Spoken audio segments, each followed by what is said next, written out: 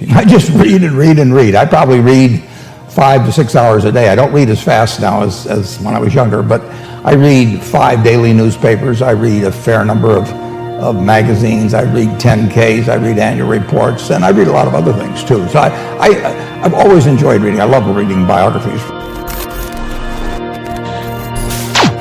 You have to understand accounting. It's the language. It's like being in a foreign country without knowing the language if you're in business and you don't understand accounting. You want to get as comfortable with that as you are with the English language. I run into CEOs periodically who really don't understand it. You know, they try to bluff their way through, and you can see it in their faces. They're frightened almost when somebody hands them a balance sheet or an income statement. They really don't know what it means, and they have to count on somebody else. We bought a company. We agreed to buy a company called Clayton Homes Company in the manufactured home business. We agreed to pay $1.7 billion for it. I made that deal over the phone without ever meeting the people there, but I had seen enough through reading 10Ks, 10Qs, annual reports, but looking at figures, what they tell me in terms of the kind of people even running the place, the kind of accounting decisions they make and so on. I was able to make that $1.7 billion transactions over the phone. 3/4 of our managers do not need to work financially. They have no reason financially to work. Probably 3/4 of them are worth at least $50 million, and we have some that are worth in the billions. And yet these people jump out of bed every morning, you know, and work, and they work weekends, and they love working. And why is that? And what's the key to that? The key really is the same reason I keep working. There's a couple things.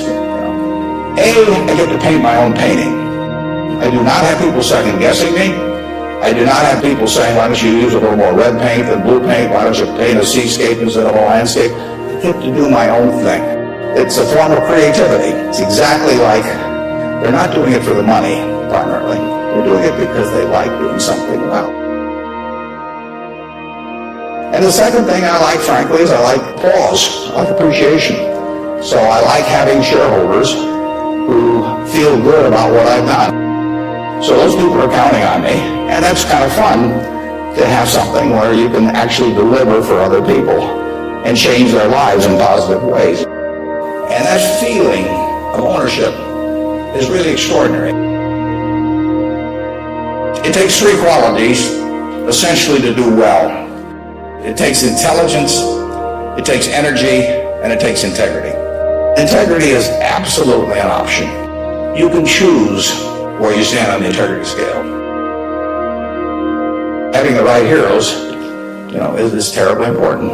You know, you tell me who a 10-year-old's heroes are, and I can give you a pretty good prediction about how they're going to turn out. You want to choose your heroes very carefully, because you're going to look like them at some point. When you're a parent, you are the natural hero of your child. They're going to be shaped more by what they see in this behavior of yours toward them than anything that will impact them later in their lives. The behavior model that you take on is incredibly important. I bought my first stock in the spring of 1942. I was 11. We were losing the war at that time. The world was kind of falling apart. And I said, we're going to come out fine on the other side. And I said, buy stocks. And that day that I bought, March 11th, the Dow Jones cracked 100 on the downside. There was a 2% decline, which would be 500 points today. And the night before, on March 10th, I said to my dad, I want to go all in. I had $125, and I put every bit of it in 3 shares of City Service Preferred. I spent $114.75. If I put that $114 into the S&P 500 at that time and reinvested the dividends, think of a figure as to what it would be worth today.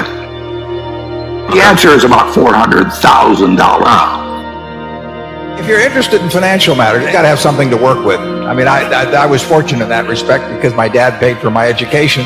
So I was able to save $10,000 by the time I was 21. And, you know, that was a huge, huge head start.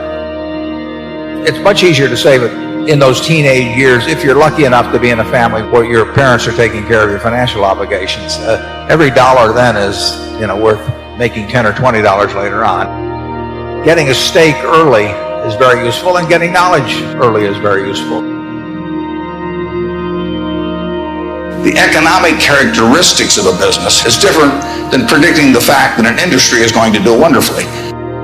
Defining your circle of competence is the most important aspect of investing. It's not how large your circle is. You don't have to be an expert on everything. But knowing where the perimeter of that circle of what you know and what you don't know is, and staying inside of it, is all important. So if I understand a few things, and I stick in that arena, I'll do okay. And if I don't understand something, but I get all excited about it because my neighbors are talking about it, stocks are going up and everything, I start fooling around someplace else, eventually I'll get creamed, and I should. Intrinsic value is the number that if you were all-knowing about the future and could predict all the cash a business would give you between now and Judgment Day, discounted at the proper discount rate, that number is what the intrinsic value of business is. In other words, the only reason for making investment and laying out money now is to get more money later on, right? That's what investing is all about. Aesop said, a bird in the hand is worth two in the bush. Now that isn't quite complete, because the question is, how sure are you that there are two in the bush? And how long do you have to wait to get them out? That's all there is to investing. Now if interest rates are 15%, roughly, you've got to get two birds out of the bush in 5 years to equal the bird in the hand. But if interest rates are 3% and you can get two birds out in 20 years, it still makes sense to give up the bird in the hand because it all gets back to discounting against an interest rate. GDP per capita in the 20th century in the United States went up 610%.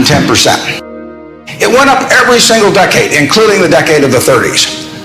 So here you had 100 years when the U.S. citizenry was improving their lot decade by decade by decade. The worst decade was the First World War. Best decade was World War II, the 40s. Interestingly enough, there were 6 big periods in there for the stock market in both directions. How could it be that you could have a country that was doing better and better and better and better? Every generation was living better than the one that preceded it, but you had these huge changes. Big gains a few times, long periods of stagnation. The answer is that investors behave in very human ways, which is they get very excited during bull markets and they look in the rearview mirror and they say, I made money last year, I'm going to make more money this year, so this time I'll borrow. And when they look in the rearview mirror and they see a lot of money having been made in the last few years, they plow in and they just push and push and push up prices. And when they look in the rearview mirror and they see no money having been made, they just say this is a lousy place to be. So they don't care what's going on in the underlying business. And it's astounding, but that makes for huge opportunity. Anything can happen in markets. That's why I say don't ever borrow money against securities. Markets don't have to open tomorrow. You can have extraordinary events. I look to the business to determine whether I've made a good investment. And I'm concerned about, whether we have new competition, how we do over the years. But it's the business I look at. When you're just looking at the price of something, you're not investing. I mean, if you buy something, Bitcoin, for example, or some cryptocurrency, you're not looking to the asset itself to produce anything. If you buy an apartment house, you're looking at how the apartment house does. If you buy a farm, you're looking at how the farm does. If you buy a whole business, you're looking at how the business does. Some people should not own stocks at all because they just get too upset with price fluctuations. If you're going to do dumb things because your stock goes down, you shouldn't own a stock at all. No, what are dumb things? Selling a stock? Yeah, selling a stock as it goes down. I mean, if you buy your house at $20,000 and somebody comes along next day and says, I'll pay you 15, you don't sell it because the quote's 15. You look at the house or whatever it may be. Choice between buying and holding a 30-year bond for 30 years or holding a basket of stocks. There's just no question you're going to do better holding stocks. It's considerably more attractive than fixed income securities. And the longer you hold stocks, the less risky they become. Whereas the longer the maturity of a bond, the more risky it becomes. The money makes very little difference after a a moderate level. We eat the same foods. I mean, that I can guarantee you. And there's no important difference in our dress. There's no important difference at all in the car we drive. There's no difference in the television set that we sit there and, watch the Super Bowl on or anything. They've got air conditioning in summer, and I got air conditioning, and I got heat in winter, and almost everything daily life we equate on. Important thing, even in your work, is to an extreme extent, it seems to me, is who you do it with. If you're going to spend 8 hours a day working, the most important thing isn't how much money you make. It's how you feel during those 8 hours in terms of the people you're interacting with and how interesting what you're doing is and all of that. If you get to be 65 or 70 and later, and the people that you want to have love you actually do love you, you're a success. If you invest in yourself, nobody can take it away from you. If I gave you a car and it'd be the only car you get the rest of your life, you take care of it like you can't believe it. Any scratch, you'd fix that moment. You'd read the owner's manual. You'd keep a garage, do all these things. And you get exactly one mind and one body in this world. You can't start taking care of it when you're 50. By that time, you'll have rusted out if you haven't done it. Just remember that you just got one mind and body to get through life with and to do the most with it. Try to find your passion. May not find it the first time, but don't sleepwalk through life. Find something that you really enjoy doing if you can do it. And not everybody's lucky enough to be able to find that, but it ought to be your goal. To make $10 a week more doing something that you don't feel good about compared to something you'd feel good about, make the change. I've told students, if when they got out of school, they got a punch card with 20 punches on it, and that's all the investment decisions they got to make in their entire life, they would get very rich because they would think very hard about each one. And you don't need 20 right decisions to get very rich. 4 or 5 will probably do it over time. I am doing what I love to do with people I love, and it doesn't get any better than that. Find what you love to do. I tell the students, look for the job that you would take if you didn't need a job. The second thing is to have people around you that make you feel good every day and make you a better person than you otherwise would be.